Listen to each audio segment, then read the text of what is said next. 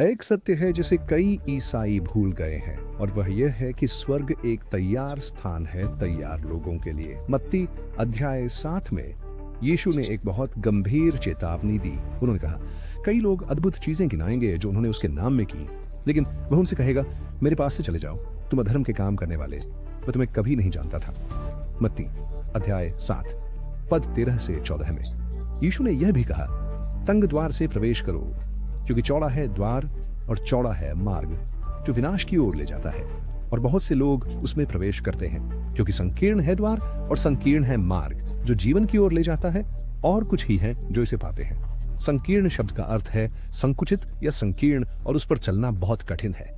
ये वही शब्द है जिसका उपयोग एक पहाड़ी दर्रे का वर्णन करने के लिए किया जाता है, जो इतना संकीर्ण है कि एक समय में केवल एक व्यक्ति ही उस पर चल सकता है। यीशु यह प्रकट कर रहे थे कि अनंत जीवन का मार्ग पूर्ण समर्पण, संपूर्ण आत्मसमर्पण और पूर्ण निष्ठा की मांग करता है। लेकिन अधिकांश ईसाइयों को सिखाया गया है कि उद्धार आसान है, बस एक प्रार्थना करें, एक चर्च में शामिल हो जाएं और बस इतना ही। उन्हें बताया गया है कि एक बार बच जाने के बाद उसके बाद वे कैसे भी जीवन जिए, इससे कोई फर्क नहीं पड़ता। इसने विश्वासियों की एक पीढ़ी को जन्म दिया है जो सोचते हैं कि वे सोमवार से शनिवार तक दुनिया की तरह जी सकते हैं और रविवार को आध्यात्मिक हो सकते हैं। लेकिन यीशु ने कहा कि रास्ता केवल शुरुआत में ही संकीर्ण नहीं है, यह पूरे सफर में संकीर्ण रहता है। समझौते के लिए कोई जगह नहीं है, दोहरे मन के लिए कोई स्थान नहीं है, और आध्यात्मिक आलस्य के लिए कोई सहनशीलता नहीं है। इसका मतलब है कि पृथ्वी पर चलने वाले अधिकांश लोग दुर्भाग्यवश स्वर्ग में स्वीकार नहीं किए जाएंगे। ऐसा नहीं है कि वे भगवान में विश्वास नहीं करते, बल्कि इसलिए कि उन्होंने मसीह का अनुसरण करने का अर्थ मूल रूप से गलत समझा है। पहला मुख्य कारण कि कई ईसाई स्वर्ग नहीं पहुंच पाएंगे यह है कि कई ईसाई पाप की गंभीरता को लगातार कम आंकने की प्रवृत्ति रखते हैं। आजकल अधिकांश चर्चों में जाएं और आप केवल भगवान के प्रेम, दया और क्षमा के बारे में सुनेंगे, जो बिल्कुल सही और महत्वपूर्ण है।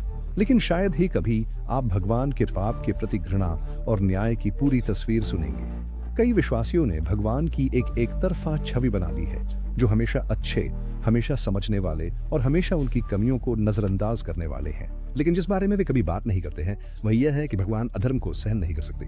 इस विकृत दृष्टिकोण ने ईसाइयों को एक विकृत धर्मशास्त्र विकसित करने के लिए प्रेरित किया है, जहां वे मानते हैं कि भगवान केवल तभी क्रोधित होते हैं जब अविश्वासी पाप करते हैं, लेकिन जब एक विश्वासी पाप करता है तो उन्हें कोई आपत्ति नहीं होती। यह गलत है।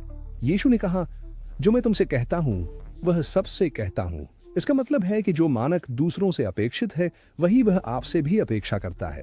इसे और भी चिंताजनक बनाने वाली बात यह है कि यीशु मसीह ने अविश्वासियों की तुलना में विश्वासियों को नरक और न्याय के खतरों के बारे में अधिक चेतावनियां दी।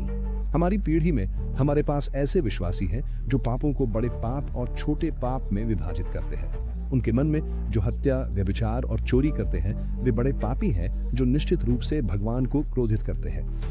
लेकिन झूठ बोलना, गपशप करना, मन में क्षमा न करना या कामुक विचारों को मन में रखना बस छोटे पाप हैं, जिन्हें एक प्रेममय भगवान निश्चित रूप से उनके जीवन में नजरअंदाज कर देता है।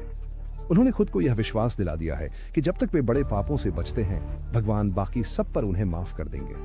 देखिए, भगवान की नजर में वास्तव में कोई बड़ा पाप और छोटा पाप नहीं होता, चाहे हम इसे कैसे भी देखें। सभी पापों के परिणाम होते हैं और वे एक ही चीज की ओर ले जाते हैं, आध्यात्मिक मृत्यु। जो ईसाई झूठ बोलता है और द्वेष रखता है वह उतना ही दोषी है जितना कि वह पापी जिसने बैंक लूटा।